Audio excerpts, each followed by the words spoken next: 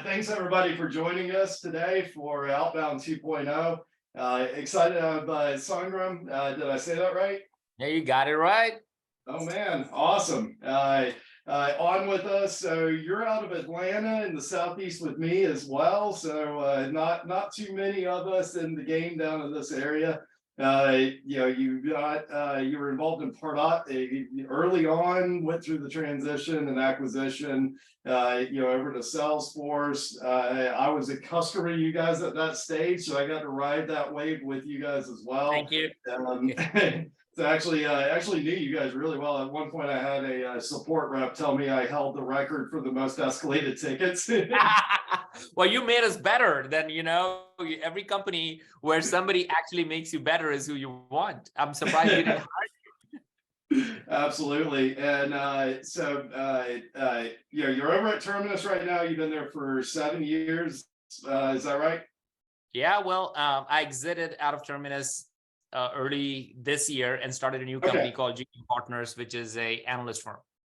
Got it. I was under the mistaken impression you were doing both at the same time. So yeah, well, I'm a big shareholder of Terminus, so I want Terminus to be successful. It is to fully exit in the proverbial sense. But for my time, we did that for 8 years and went from 0 to 50, and it's been a phenomenal journey.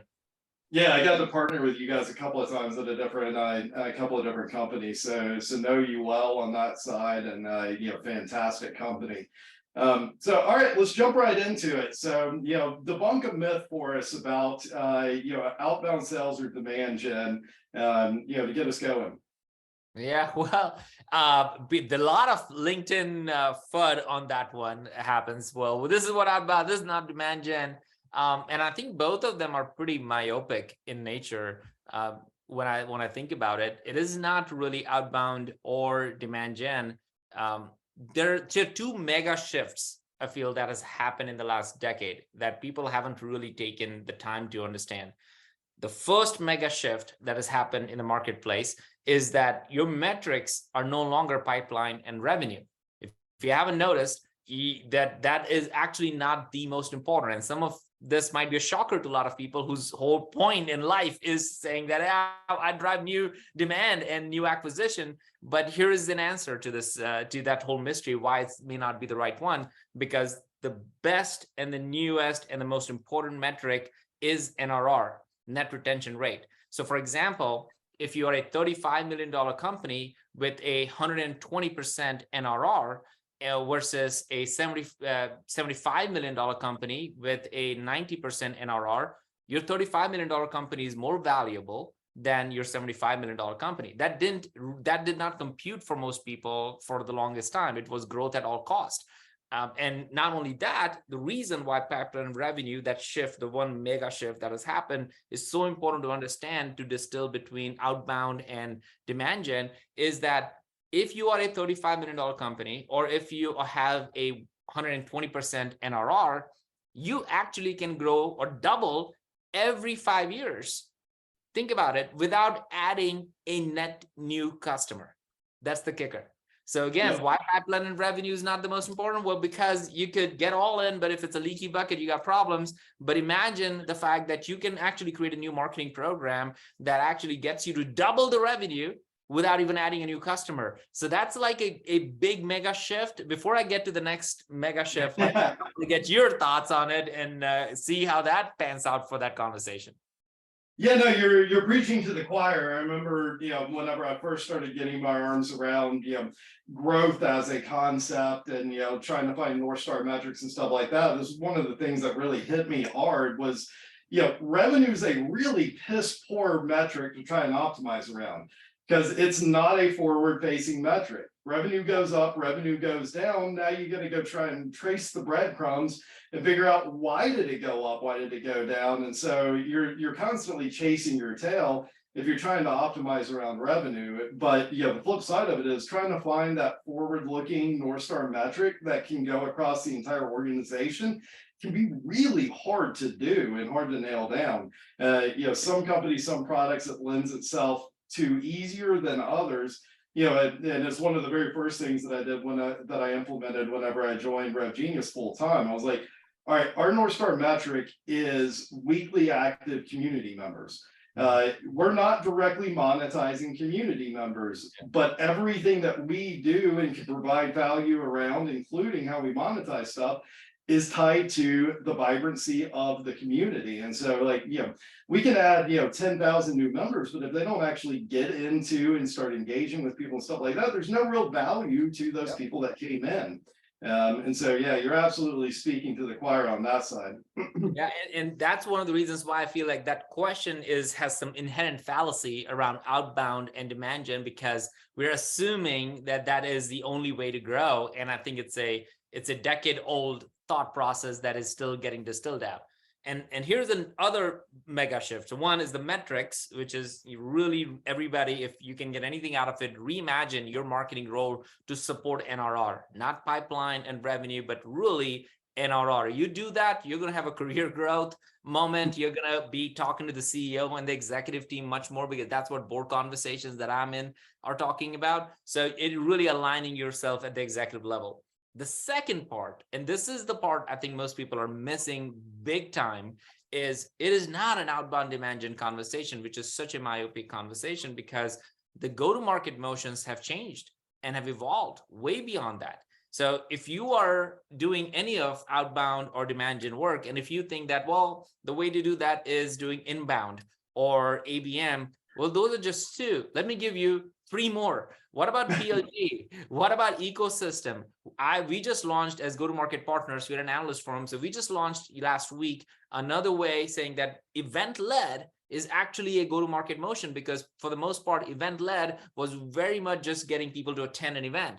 But event-led, truly what we're seeing with the companies that you and I were talking before we started recording this, are companies who are creating experiences that are like in person, that allows you to have new conversations with future customers, also having existing conversations. So it's a more of a go-to-market holistic moment.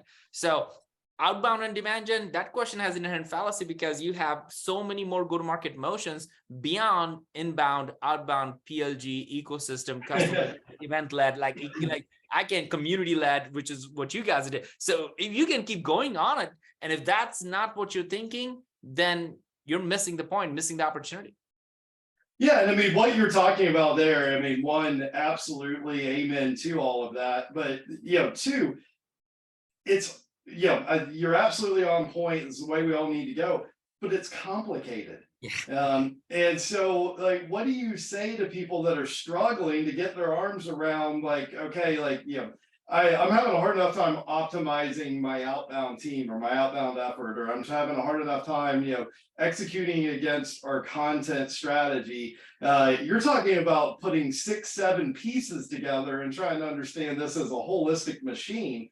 What do you say to those people? Oh, I love that question. To get that all the time, Jason, as part of being an analyst firm, like that's what we're helping companies understand. What's interesting about it is again had the question is rooted into with the assumption that whatever you're doing is working, and chances are it's probably not. Let's just take Vidyard. Most of the folks probably know that as a company. They're a customer of ours, and we are looking at their go-to-market motion. Well, if you remember Vidyard from some time back, you'll remember them as a hosting company. They used to sell to marketers. Now they also have a PLG motion, because the initial motion was inbound and ABM and outbound. Like that's what they built the first part of their business. The second part of the business, which is the fastest growing part of the business, is PLG. And they're selling to they have 20 million plus users right now using some form or shape of their product. From a sales perspective, a completely different persona, but also completely different motion. So if they stayed in that one exact hosting business, chances are they would have probably been topped out, and they may not have been able to grow at the level that they've grown because of this new motion and a new market and a new persona they were able to go after. So the point that we really need to think about is people are planning 2023, take a step back and really ask the question, is what they're doing, is whatever job you have, is that actually working? And is that the only way to go to market? And every research that we have done so far, you and I were chatting about the go-to-market impact report we launched last week. We found that most companies Most successful companies, most companies that have this, the 10% companies that we found that are actually outperforming in the marketplace right now, most companies are struggling, but there are 10% that we found that are outperforming, have more than one go-to-market motion in play. And that is key for them because they're able to now say, oh, that stopped working because of the market condition or whatever just happened. This is going bonkers. Let's focus on this. So having that level of figuring it out, what works is important. The assumption that, oh, I got what I have is a lot already. Well, maybe you need to stop doing that altogether and start something else. Yep. So we got a question from Scott from the audience, and I think this is a great one. If we're in agreement that NRR is, the metric that we should really be paying attention to, why aren't we doing more to support and compensate CX members? I think Nick Mehta, the CEO of Gainsight, would love that, because that, even if you listen or watch his post, is all about that. He's borderline begging for the industry to like change that whole thing. So two things on that one. Yes, the compensation should change. No doubt about that. But there's a bigger problem over here. The problem that everybody's facing is this. Most companies think they have a marketing problem when the conversion on the website doesn't work. Most companies think they have a sales problem when the revenue is not coming in. Most companies think they have a CS problem when there's churn and retention issues that are coming in. The reality of all of it is that none of that is actually true. What's true is that most companies have a go-to-market problem. What that means is you need to stop pointing fingers at each other and say, all right, guys, maybe we're not converting because we are not even putting the right message and going after the right customers. Maybe we're not converting because we're not in the right category altogether. And sales can't really do anything if you're not even competing in the right category about it. Maybe because you're not retaining, we need to create a new PLG motion as an example, or a community motion to figure out how do we get these customers to be more sticky and stay with us. It's not a CS problem. The fact that it has become a CS problem, I think, is fundamentally wrong. Because it is not a CS problem. They end up becoming order takers in most organizations, which is not where they should be. They should be the strategic arm for it. And that compensation for a strategic arm would automatically go up if that's how it's been shaped. Most companies don't look at it that way. They literally look at, and I have done that mistake, oh, we got 150 customers now. What is the ratio? Well, let's look at what SaaStr or as somebody says, right? Oh, 50-1. Great. We're going to put one CSM for 50 customers. That's how most companies do it. And that's idiotic. I have been that person, so I'm not calling anybody else. I'm saying I've done that. And it's not how we should think about it. One, it's not a CS problem. It's a go-to-market problem. So marketing, customer success, product sales, sit together to solve it. And number two, distinguish between strategic go-to-market customer success and operational, just basic handling of blocking and tackling of it. Two different ones. You cannot change the compensation who are just taking orders. That's why it is low. If you make it a strategic one, it will change the compensation. And we're seeing companies actually do that right now. Yep. No, and one of the things that strikes me out of it, it goes back to that North Star metric piece, is like, how do you get them to stop pointing fingers at each other and actually working together to optimize across all of this complexity? And I remember when I was at Cirrus Insight trying to implement this, and we were a extremely high volume, low to no touch PLG motion, back in 2011, before PLG was like a thing that we talked about and all of that stuff. And so weekly active users in the app wound up being our North Star metric, and it was like, oh, holy crap, like this makes sense. Like marketing can look at it and how well are inbound cohorts coming in off of different locations and stuff like that, working as far as contributing to weekly active users. Sales can use it to be able to say, okay, these are the accounts I need to be focusing on trying to convert from a trial to paid. Success can look at it and say, hey, these are opportunities for us to try and upsell, cross-sell, or here's my churn risk, all the way down to like product. And this was one that was, eye-opening, especially for the product team. Like, hey, you pushed out a new feature, a new change to the design, and it's like, okay, did weekly active users go up, go down? Like, we now have definitive metrics to gauge what everybody is doing across the entire organization. And I think it's virtually impossible to do that and get that level of alignment if you don't have agreement on, what we're all trying to optimize against. It is the same old challenge for the last 2 decades. So I'm going to offer a framework that we have seen work. I've implemented that as somewhat at Terminus. We're definitely implementing that with a ton of GTM companies and customers now. It's simply this. It's called a CAT framework. So if you're a cat lover, you're going to love it. If you hate cat, you're going to hate it. So deal with it. But it's literally CAT stands for clarity, alignment, and team. Simply that: clarity, alignment, and team. So every Tuesday morning when we have our executive meeting, we talk about purely that. All right, what we don't have marketing present, sales spread, and CS spread. Like, we don't do that. We literally have a go-to-market dashboard that allows us to look at the business as a holistic frame, where everybody sitting in the room is now a business leader. They happen to specialize maybe in product or sales and CS because that's what they know more of, but that's not what we're asking them to present. We have a RevOps person who's presenting a go-to-market dashboard and saying, here's what the business looks like, here's what's happening, here's what my concerns look like, here where the changes needs to happen. And they bow out, like, that's done. And now the executive team, for the first time, is able to talk about, that problem. I understand that. How can we solve that? Again, goes back to solving a go-to-market problem. So creating that clarity around what the problem is.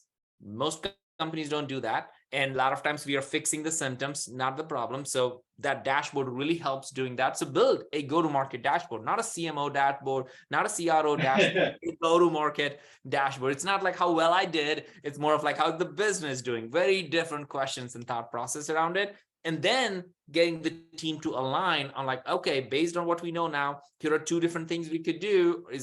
Should we go for it? Or who is going to own it? And that's where the team part, the ownership part comes in. And then we keep repeating that process like crazy, quite frankly, almost to a point where it becomes boring, because now you're really solving problems and you know how to solve, and you need to get to that. But Jason, I'm sure you have been, and I've been in so many meetings for years where the first 20 minutes of the executive meeting goes into, who moved my cheese? Where updated that spreadsheet? Like, I don't see that number. I think we closed more. We have a partner deal coming. Like, no, cut the crap. Like, really think about where is the business going and have a business level conversation, not a functional department level conversation. 100%.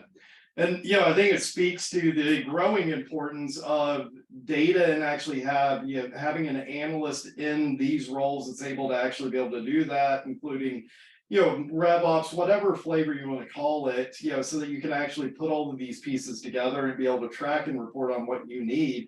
And for me, at least, it's increasingly become critical and essential to have some flavor of a CDP in place, so you can get this data out of the silos and out of the individual systems and into a combined place where you can actually go and do all of the stuff that you're talking about. Yeah, it is hard. I mean, it is extremely hard. We are right now, I'll give you an example of 2 different companies we're working, and it's kind of fascinating. One is a $3 million company, and one is a $40 billion company. Completely different set of things. The irony of it is, in both companies, they have the same exact problems. The challenge is that in the bigger company, the problem is just exacerbated. So it's really big. And the outcome, if you fix that, is insanely amazing, because they would literally, but at like a small 1% increase is like millions of dollars in revenue. So it is just outperforms, right? Over here on a 3 million, there are like all these like almost jockeys trying to fix it and figure it out. And it's hard because you can't fix it right away. And the outcome of that one is incremental in nature. So it has been eye-opening for me to look at it that scale, is that, whoa, almost every company have very similar go-to-market problems. So this might be a therapy moment for everybody listening to this. If you think company has a go-to-market problem, if you think your CEO doesn't know what they're doing, if you think your team is completely messed up, guess what? So is everybody else's. Like, there's nobody out there that is saying, I got it. It's all appearance. When you go in, that's when you actually start looking at, okay, where can I fix it? And which is why what Jason, you're mentioning, and I think this conversation and the Scott feedback comment was interesting, is gotta figure out what is your North Star metric and align everybody on it. It might take you a long time to get there, but you cannot have 50 North Star metrics. Like that's not possible. So that's the bigger challenge. When companies do that, that's where really chaos comes in the picture. Mess is okay. People can clean up mess, but chaos, and if the chaos happens at the top level, at the clarity level, that's where the challenge really becomes extremely challenging. Yep, and I mean the chaos is definitely bad. Even worse is whenever you actually start working at cross purposes and counteracting each other, which can become an even bigger issue within it. So we've sort of talked a lot about KPIs and metrics and stuff like that. What are the challenges? What are the things that are keeping you up at night? And then there's also probably a good opportunity for you to share a few of the insights from that report that you teased. Yeah. So we launched, as we shared, we started a company called GTM Partners. It's an analyst from mid-market. Last week, in partnership with G2, Bombara, and Emmanuel, we launched go-to-market economic impact report. You can go to gtmpartners.com and launch it. If somebody wants to drop a link, happy to do that. What's interesting, and I'm just looking at the report right now, and I'm just giving you some flavor of it. One, we saw that over the last 18 months, if you're a small company or which is less than 200 employees or less than 1,000 employees, the budget, effort, and resources around brand and demand has dropped by about 24% across the board for less than 200 or less than even 1,000 employee. But guess what? At 1,000 and above and a Fortune 500 companies, the brand and demand budget is like 5% drop. So that leads us to think about is that, the smaller companies, as soon as the market shifted, they had a bigger challenge and they pulled money out of marketing. They pulled money out of resources and brand because they were not closing more deals. So that's where it makes sense. But the bigger companies were like, that's fine. We may not do one more Super Bowl ad, or we may not do that, but it didn't really affect the branded demand catastrophically as much as the 1,000 and less. But here's the big shift that happened. For companies that are less than 1,000 employees, the greatest amount of shift that they're trying to make but are unable to make is customer expansion. That's where they're really, really struggling because they don't have probably a lot of customers to create expansion moments and NRR movements for it. As a result of that, they're trying, but they're struggling. And if you are in that bucket, and why you're struggling is because you may have just a single product and no other product to sell. So that's probably why you're struggling. So you can't upsell them and cross-sell them or upserve them in any way.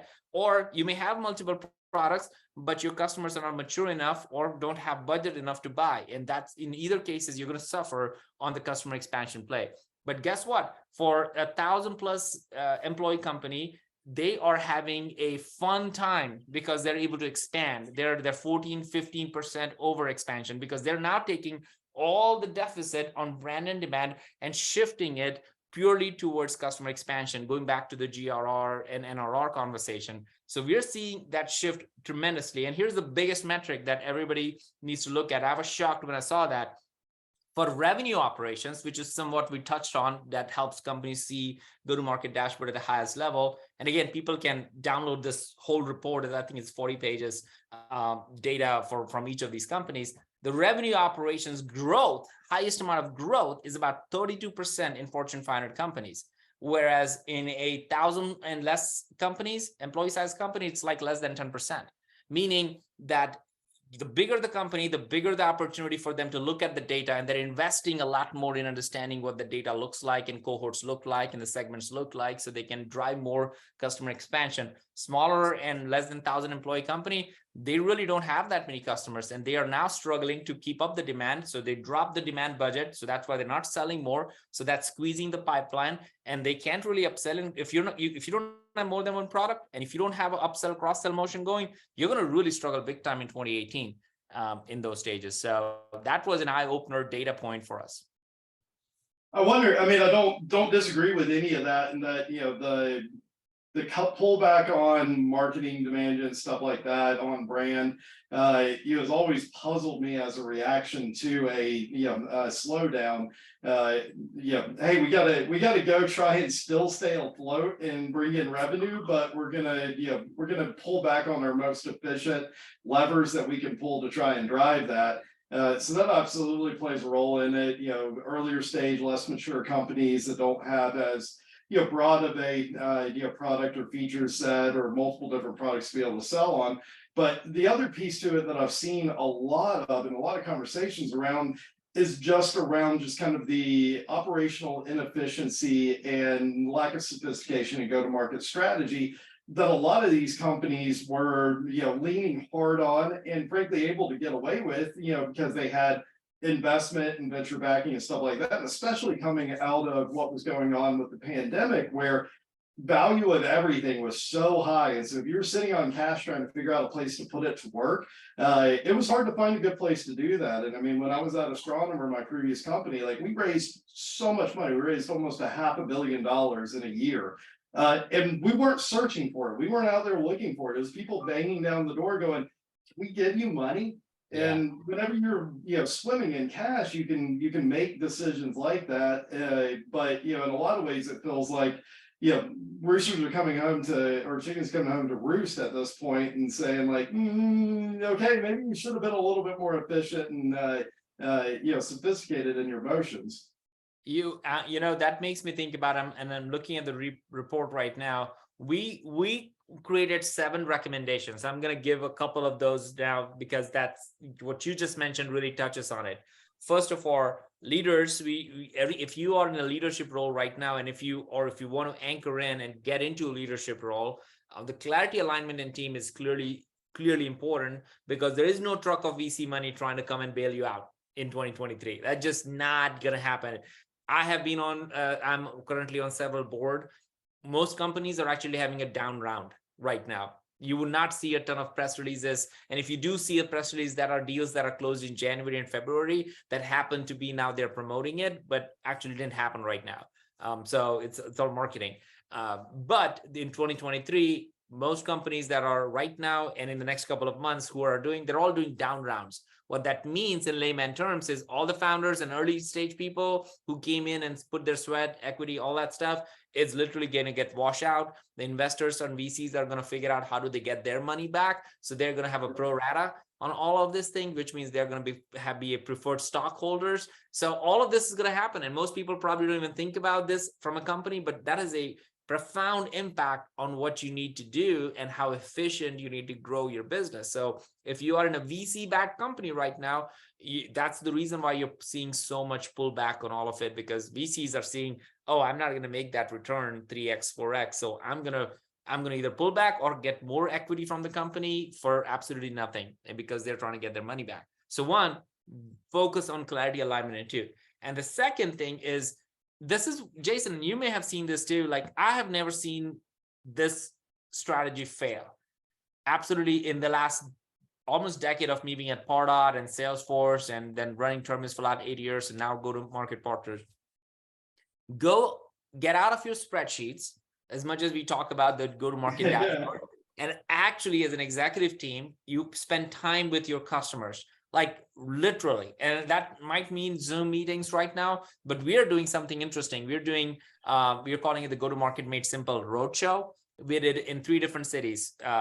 We did it in Boston, San Francisco, and Seattle last quarter. We have 85 executives, go-to-market executives, coming in for half a day, and we're teaching them about this new idea of go-to-market operating system. They're exchanging conversations. There are deals happening. There are companies that are sponsoring, bringing their customers and future customers, and they're like, whoa, we have been waiting to have a deeper conversation, because ultimately, who are you going to go and cry about all the stuff happening in your organization? Not on Slack to everybody else, but in one-on-one conversation, you can. So we're seeing that as a big change and shift that people should leverage. So get out of your spreadsheet, get out of all the things that you're doing, and actually go and spend time with your customers.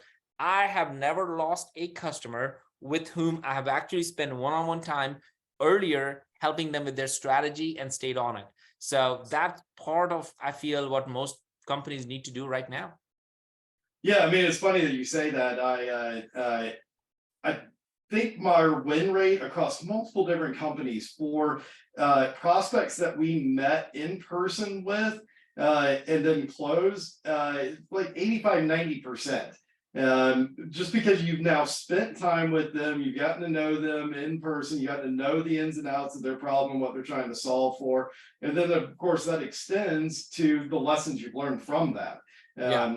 It definitely speaks to, you got to have a balance between the quantitative and the qualitative sides of things. So, just focusing on the data, a lot of times you're going to miss some things that are really, really critical. And of course, if you're dealing with anecdotes and one-offs and stuff like that, it can lead you in entirely the wrong direction. And so you've got to balance and merge those two elements of it to be able to do it and do it effectively. Yeah, I think one of the things I have on my list of things to do, like every quarter, is who are the top 10 customers, and I literally pick up the phone and call them, email them, chat with them once a quarter. Like that is part of my job. I feel like as an executive leader, is how do you not do that? And I think most companies, people have just shied away from that and are hiding behind spreadsheets to fix the problem. And it's hard. It's hard to see that. So one, get out in the looming recession. There's no Excel formula that's going to save anybody right now. You have to go and do this thing. Here's another thing that I wanted to share. Your product pricing and incentives are probably going to be very different in 2023 based on every research that we have done through this report. Primarily because most companies, we are finding out the decisions are getting done by the CFO. It's no longer actually sitting in a functional role of a CMO or a CRO. It's actually done by the CFO, if not the CEO, which means everything is looked at like black and white. And you can't go in there saying, hey, I'm going to try this new thing. You're not even in a conversation then if you haven't really set context, set with your CFO. So because the CFOs are making these decisions, you have to have a very quick ROI conversation, very quick value prop conversation, very quick time to value conversation. If you're not having that, your product is really a vitamin and it's not going to float. So we are helping a lot of companies think and talk about their ROI before they even talk about feature, function, integration, ease of use. All of those are allowed. Okay, fine, great. I can have somebody work harder, right? In the recession economy, the CFO is like, okay, so what this means, somebody needs to just work 2 extra hours. I'm not paying $40,000 for it. But if you show ROI ahead of time and not just here and there, but actual ROI, I think that's where most companies are missing. They're still having, let's hop on another call and talk about this thing. And by the time it goes to the CFO, she's like, I'm not interested in this thing. And that's where so many deals are going dark in companies right now. Yeah, but within that, and again, 100% agree. Especially when we're talking with a lot of the companies in the biggest issues or the biggest trouble right now, and it being a lack of sophisticated understanding of how all these pieces put together, or a myopic view of sort of what's at hand. Isn't there a risk for a lot of those where they're so focused on ROI that they miss these things that are absolutely critical for ROI, but it's less of a straight line, especially for somebody like a CFO that doesn't understand the ins and outs of some of this stuff necessarily, that you wind up in a position where you put yourself in a bad place as far as trying to drive that ROI, because everything's looked at as, okay, if I spend X amount on ads, then it's going to generate X number of leads that are convert to qualified ops and then revenue. And okay, we've got a straight line for an ROI. Like I can go and sit and look at that and say, okay, if I spend money here, I'm going to get this out the other side of it. And so, whenever you're dealing with things like, brand or content marketing and stuff like that, which obviously had a huge impact on that, but it's less of a straight line attribution wise. How do you navigate those? If CFO is not your best friend, and this is the first time you're actually going up and opening a spreadsheet with that person and saying, let me tell you about brand, it is a lost cause, and you should might as well look for a new job or figure out a way to just know that that's not going to work. This is 100% setting up the context and being aware and helping the CFO. And if the budget is in vacuum and you are the last person to know about it, you have already lost that battle. So 100% right, Jason, on the fact that it is unfortunately in 2023, if companies or any leader right now listening to this thinks that, well, I can swing a budget without having these conversations, I think they're lying to themselves, because that's just not going to happen. So you have to context switch with everything that's going on and set a precedent saying, okay, you know what, CFO, in Q1, here's what we're going to do. And if you hit these goals, here's what I'm going to try in Q2. And here's what I'm going to do in Q3. So they actually are aware of what might happen. Most of the time, that will just go fine as long as you hit the numbers. People don't recognize this. Building a brand can seem like a luxury, even though, my wife, we will get, she will want a diamond and we'll go to Tiffany's, right? And like, why is Tiffany's versus the one down the road? Because Tiffany has done a great job of marketing, telling the world like they have the best diamond. Like, we all know that's not necessarily true, but that's what it is, because they've built it. So everybody understands the value of brand contextually, but nobody's going to do that. That you don't get the right to build a brand if you can't even pay and figure out the basics of it. So I think the best thing that I've learned to do is, if you don't have a strong relationship, it's a lost cause. In that case, you should go and set up stand saying, all right, we're going to do this thing in Q1. Here's what I predict and where we would end up. But if you do, let's agree that then we would actually have X extra dollars to do Y. That is how you start, so that by the time you're done with 2023, you're in a different place. If you have done your job, which would be to set the context with your CFO way early, and you actually build the forecast with that person, then you're in a different place. But most companies are not there. Yep. And I think it highlights the need for, more sophistication across the board. And so you've got to have a more sophisticated understanding at like the management and the C-suite, level, as far as how all these pieces fit together and contribute to all of it. But then as a team leader or operator within that, you've also got to be able to connect those dots for them, as far as like, okay, this is something that isn't necessarily as clearly tied directly to ROI or revenue, but here's how I can actually go out and show, okay, if I move the needle here, then it has at least a correlation downstream to these revenue metrics and stuff like that. So you can actually start having an ROI conversation with somebody like your CFO. It is a hard problem. Here's another area, Jason, that I think we are finding out. Go-to-market is very misunderstood. If you go on this, like everybody, you can see the chat. So go ahead and try typing in the definition of go-to-market, and let's see what people say. And I'm banking on the fact that most of the comments are going to be, well, go-to-market is when you launch a product. That's, figure out how to go to market with that product, or go-to-market is about sales channel, or go-to-market is about revenue, or go-to-market is about marketing and sales. Well, guess what? 3 things have changed. As we talked about a couple, but really, you really think about 3. One is go-to-market teams are no longer sales and marketing. It is sales, marketing, customer success, and product. Go-to-market metrics we talked about are no longer pipeline and revenue. They are NRR and GRR. And then if you're not aligned with that, no matter what your role is, you're going to miss the boat. And number 3, go-to-market motions are no longer, as we started off with, inbound and outbound.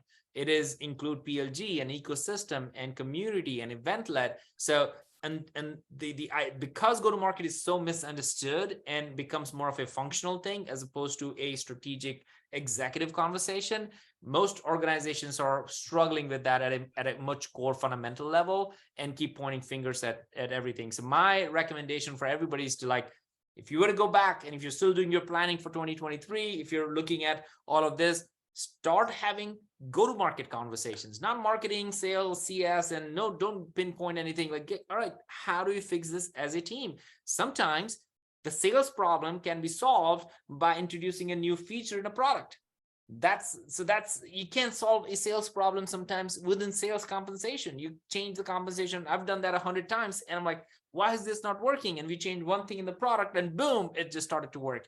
And so we are robbing ourselves of the opportunity to solve these problems by focusing on a functional role to fix it, as opposed to having a holistic view into it. So if you're at a company that's, dealing with, down rounds with, their investors, stuff like that, like you're seeing, the crunch that's going on right now, and you've not approached it this way historically, like we're talking about a pretty seismic shift as far as how you look at things, how you operate, the culture internally and stuff like that. What would you say to a team leader or somebody that's part of the C-suite that's, listening in or watching this with us? How do you get that going internally? Because I mean, that shit is hard to get that type of shift and change going within an organization. Well, I have been fortunate to be part of an up market, which is when Terminus started 2014, 2015. I have been fortunate, now I can say, of a down market, 2008, for those who have been in it. And what I've seen common is like, this is where leadership is built. This is where you build your leadership muscles. So if you are a leader in an organization, great. This is the reason why you were hired, not when things are going up and to the right, not when things are working, not when the problems are less.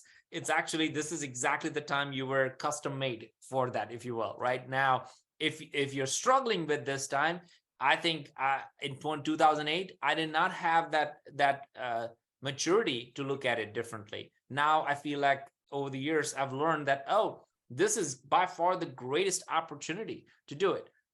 Case in point, when we launched GTM Partners, we were like, well, we want to do events. We could have done just virtual events and be okay with that, and we have done a couple, but we actually changed it and started to do more of these roadshow events where executives are coming together, and that is actually helping us close 5 to 10 deals every single time we do that.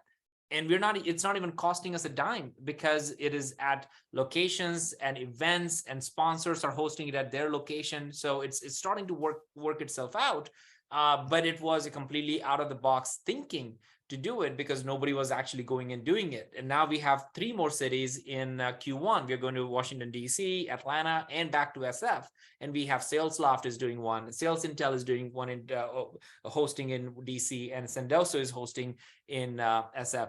So in many ways, we are just changing the way the conversations happen. So this is an opportunity for everybody who is in this down round, who is going through this, is what can they do to shift it? We need to shift from a victim mentality to like a victim mentality to the classic level.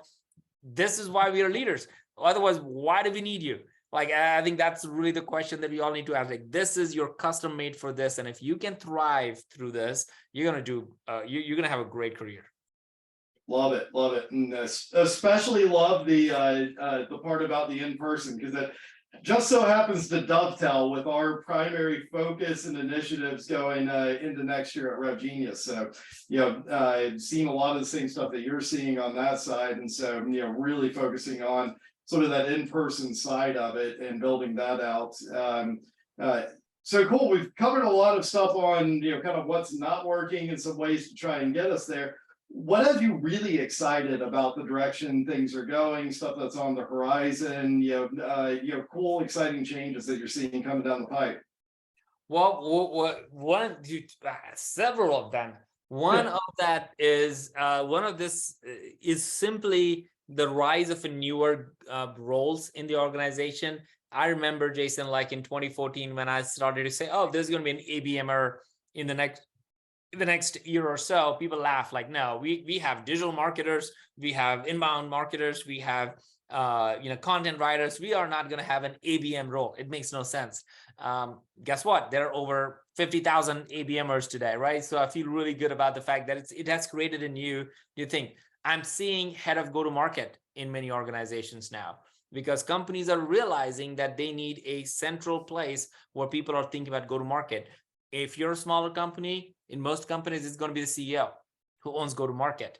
And because the definition of go-to-market is so nebulous that people, if it's not curated and if it's not facilitated properly, you're going to just go in the random areas. So I'm seeing the rise of head of go-to-market, a go-to-market strategist, or that actually has the revenue operations reporting into them, and they are the one who are actually able to facilitate, not necessarily direct, but facilitate the go-to-market motions for a company. Case in point, Who's going to make a decision between sales compensation and marketing compensation? Well, guess what? Marketers would like to change sales compensation, but you can't. So a peer can't do that. That's why you need a CEO or a go-to-market leader to be where say, hey, you know what? We're going to change the compensation of this department to achieve this particular goal. And so you need that. So I'm seeing the rise of go-to-market leaders, and as a job description that I didn't see as much of that before. And I'm very bullish that that's going to continue to happen. And by 2025, we'll have hundreds of these and all stages and all sizes companies. Number two, I'm seeing a very clear metric, NRR. We talked about that. Like companies now do have the whole growth at all cost. I think that I'm glad that era has gone away.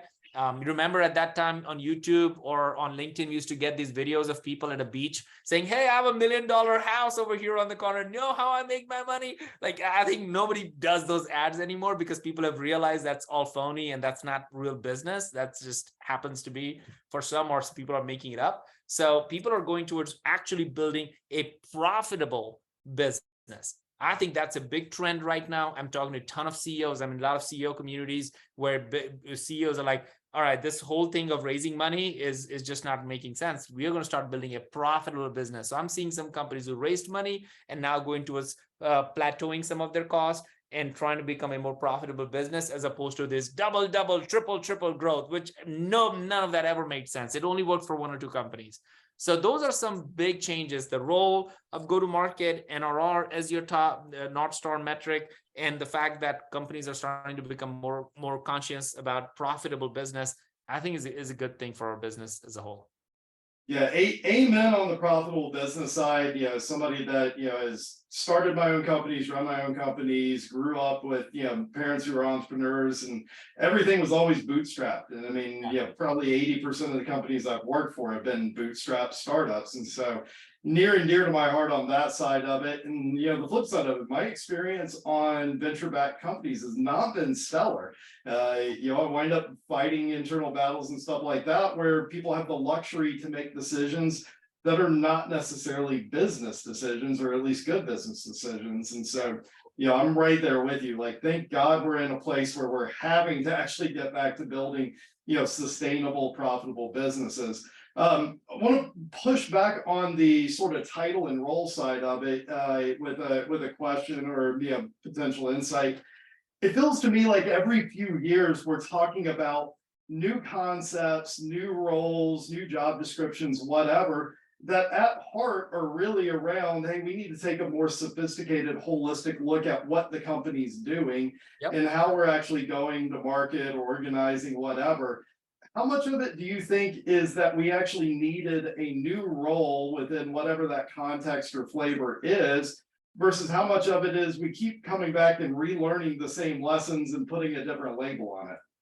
Well, humankind is interesting, right? Like we, as humans, we love shiny objects. We love the idea of naming things. That's why name has value for us. That's why brands have value for themselves. And therefore, naming has a intrinsic value to how businesses and humans operate. So you're 1,000,000% right. ABM, for example, when I wrote the ABM book, and ABM is B2B, like I wrote in 2019 that this is basically B2B. So I literally, the title on the title ABM is B2B, but ABM needed to happen in order for B2B to mature, to actually become a staple. So people can actually start using that as a standard thing. And I think by 2025, I don't imagine ABM to stay unless people just stay with it. Same thing is with go-to-market. It is not a new concept to be able to align your product and marketing and sales and CS. Best companies in the world already know that and are trying to do that effectively. But majority of the companies don't operate like that, which is why the sales and marketing, always we hear about those as a problem. Most companies don't operate with the go-to-market dashboard. So I think it's another galvanizing thing that's going to bring companies to be at a next level in their maturity and be smarter about it. Just like the role chief revenue officer, right? It has come and gone in many ways, and people are still chief revenue and still has only sales. Well, that doesn't make any sense. Why not just chief sales officer? If it doesn't make any sense if you're revenue. The whole point of chief revenue was you own all revenue. including the customer success and marketing, and many people have failed in that role because that became a salesperson leading marketing and CS, and no good marketer wants to report to a salesperson. That's just the honest truth. So, but if that person was a right person who said, oh, I'm almost like a COO who understands everything, and I'm not going to play favorites over here, that person could actually do a good job of chief go-to-market. So go-to-market chief go-to-market or go-to-market strategies, I think it's just a galvanizing impact for companies to find a new North Star and come together around it. So I'm with you on the fact that it's not 100% new, just like ABM was never 100% new. But I think companies need to reimagine, and words have the power, as you know, like life and death, and that's it's going to put life into companies. No, I like that answer. To the degree that people are still struggling to wrap their heads around whatever flavor or name is around it and stuff like that. And apart from just, sort of survival of the fittest, and, that, the people that get it are the ones that are going to survive, and the ones that aren't. Any ideas on how we can try and improve the understanding and adoption of this kind of more holistically? Thinking primarily around, like, are there things that we can do other than just let the market shake itself out to keep us from making sort of boneheaded decisions around, growth at all costs, or hey, if I put butts in seats and put a power dialer in their hand and sequencing tool, like, that's going to turn into X number of meetings and opportunities and, pipeline revenue, all of that stuff. Like, how do we get out of this myopic mindset where we think it's, hey, if I do this one thing here, it's going to then automatically translate into the thing down the funnel, down the road that we want it to. I wish there was a silver bullet. There is none. And anybody gives you a silver bullet is full of it, because there is none. The practical ways to think about this is the thing. Anybody who's in this community right now, people need to join communities and get ahead of what's happening in the marketplace. Should be attending events like this. And as a matter of fact, if you're a marketer, you should attend sales events. If you're a salesperson, you should attend operations event, like, so that you understand and holistically grow yourself. This is a growth opportunity. My son plays tennis, and every time we are at a tournament, the best matches that he has are the ones where he lost, or he lost the first set and won the second set. The other sets where he beat somebody 6-0, 6-2, I would always ask him, oh, so what did you learn in that? Not much. I just kind of moved around and did it. But that one where I lost the first set and the second set was so important, and I came out of it and I had to figure it out. And then I looked at his backhand wasn't that good, so I started attacking them. That's really what the growth opportunity is. So this is a growth opportunity. It is 100% one of those times where you're going to look back and say, man, we get to be part of, and you have to start marketing yourself this idea. I'm a marketer, so that's what I do for a living. You have to market this idea to yourself that, gosh, how many people can be, you're part of a pandemic, you're part of a recession, you're part of an economic change, you're part of, like, there's this war area thing going on. So there's all these things happening at the same time, and you have to now look at it and readjust your life, your business, how you lead as a family at the same time as a business. There's so much stuff going on. So give yourself some grace around that. At the same time, this is absolutely the most growth opportunity. If you're especially if you're in a leadership role, this is what you were hired for. And if you're in an early stage, this is what you should look for. Like this, people are waiting for people to stand up and become a leader right now. So if you are the one who says, you know what, I don't have the answers, but I'm willing to try, I'm willing to put my neck out, you're going to have an outsized impact on your career. Yeah, and I think one of the things that you touched on that, for me in my career has been absolutely critical, and probably one of the biggest things that I've been able to bring to it is getting that cross-functional experience. Like, get out of that, mindset or that, little bubble of, hey, I'm a marketer, I'm going to go read up on all the best practices of marketers, whatever. Like, go spend time with operations. How does all of this work? How does it all fit together?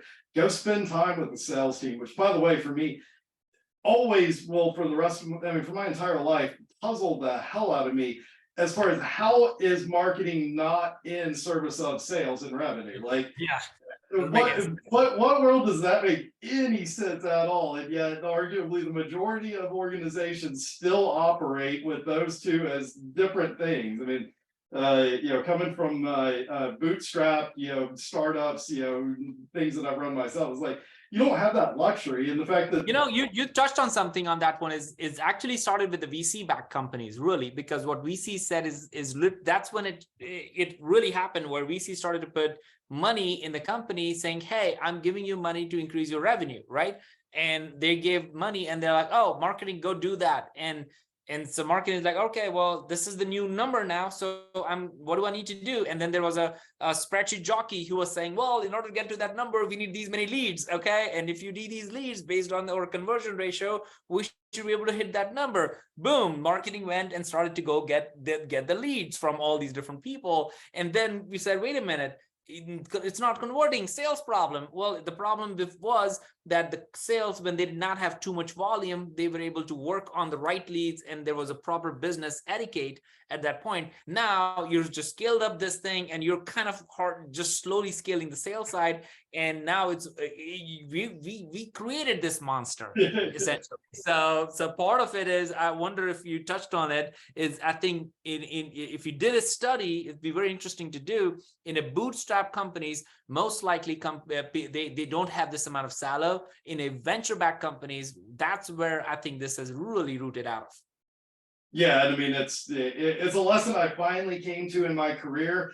It's like, if a company is raised like beyond a Series C and they're above 150 employees, I need to go look for an exit, because that's when you start getting into these silos and you start like running into these issues and stuff like that. It's just like, and I don't do well whenever it starts doing that. Well, cool. We're getting close to the end of the time. I think you'll enjoy one thing that Scott from the audience said. We need to get away from CRO, Chief Revenue Officer, and move into a more of a CCO, Chief Customer Officer type mindset within that, which I think encapsulates and captures so much of what you've been saying. But before we wrap up, let the audience know where can they find you? How can they get in touch? Yeah, if you are on LinkedIn, that has been my home base for a while. So follow me there for more go-to-market content. This is obviously a Christmas season, so I wrote the book, Move, which has been a Wall Street Journal bestseller. So for the first 25 people who hit me up on LinkedIn, I'll literally ship you the book as a thank you. And that's amazing. Awesome. Well, this has been a blast. I've had a great time. Thank you so much for coming on and joining. We dropped the link to the report that you had been mentioning into the chats, both on LinkedIn and Zoom. So take a look at that. And then if you've got any questions, anything for follow up, you know how to get in touch. Same story over here at RevGenius. We'll send out an email with the recap video, all of that stuff. Feel free to reply to that and we'll get back to you. But thanks for coming on, and we'll definitely need to do this again soon. Let's do it, Jason. Next time in person. That'd be absolutely fun. I'm down that way relatively often, so I'm definitely going to hit you up. Let's do it. All right. Thanks everybody for listening. Thanks. And happy holidays.